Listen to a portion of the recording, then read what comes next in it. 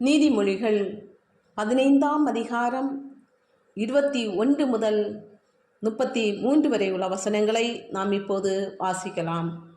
மூடத்தனம் புத்தியினனுக்கு சந்தோஷம், புத்திமானோ தன் நடக்கையை செம்மைப்படுத்துகிறான்.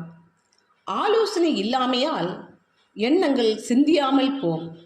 ஆலோசனைக்காரர் அநேகர் இருந்தால் அவைகள் உறுதிப்படும். மனுஷனுக்கு தன் வாய்மொழியினால் மகிழ்ச்சி உண்டாகும். ஏற்ற காலத்தில் சொன்ன வார்த்தை எவ்வளவு நல்லது.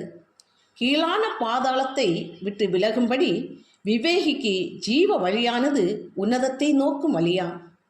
அகங்காரியின் வீட்டை கர்த்தர் பிடுங்கி போடுவார், விதவையின் எல்லையையோ நிலைப்படுத்துவார்.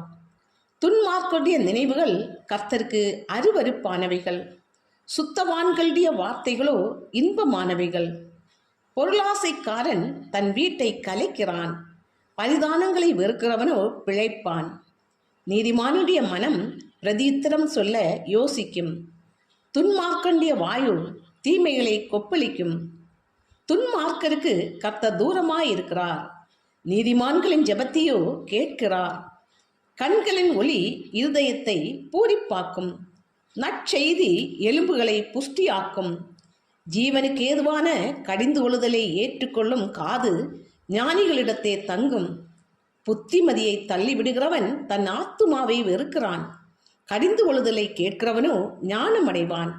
கர்த்தருக்கு பயப்படுதல் ஞானத்தை போதிக்கும், மேன்மைக்கு முன்னானது தாழ்மை.